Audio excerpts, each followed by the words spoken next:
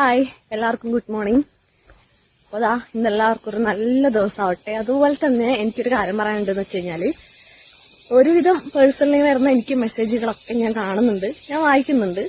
ഒരുപാട് നല്ലതുണ്ട്, അതിൽ ഒരുപാട് മോശങ്ങളൊക്കെ വരുന്നുണ്ട്. അതൊക്കെ പോട്ടെ.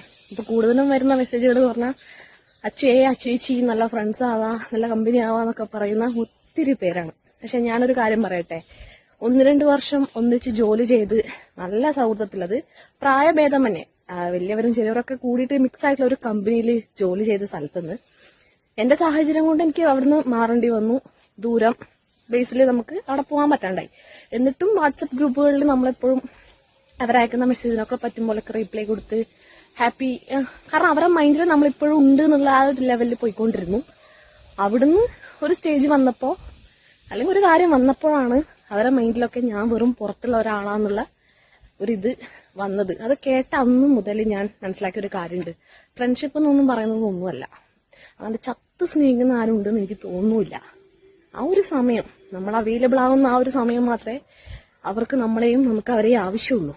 അപ്പൊ അതുകൊണ്ട് തന്നെ സൗഹൃദമുള്ള സൗഹൃദങ്ങൾ എന്നും ഈ മിണ്ടിക്കൊണ്ടിരിക്കുന്ന ആൾക്കാർ മിണ്ടിക്കൊണ്ടിരിക്കുന്നു, അത്രേ ഉള്ളൂ. അതിനപ്പുറത്തേക്ക് ഈ ഹേർട്ടിനകത്തേക്ക് കൊണ്ട് കടത്തി വെക്കാതിരിക്കുക ആരും ആരെയും. അത് നമുക്ക് തന്നെ പെയിൻഫുൾ ആവുന്നല്ലാണ്ട് വേറെ ഒരു കാര്യമില്ല. വിശ്വസിച്ച ഒരാളോട് ഒരു കാര്യം പറയാനോ ഇന്നത്തെ കാലത്ത് പറ്റുന്ന എനിക്ക് തോന്നുന്നില്ല.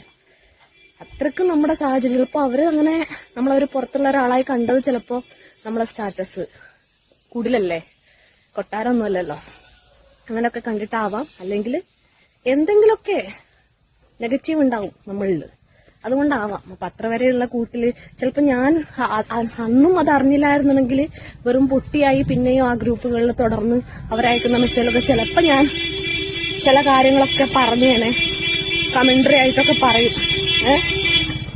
അപ്പൊ അങ്ങനെയൊക്കെ പറയില്ലേ. അതുകൊണ്ട് തന്നെ അതറിഞ്ഞ അന്ന് തന്നെ ഞാനത് ആ ഗ്രൂപ്പിൽ നിന്ന് ലെഫ്റ്റായി.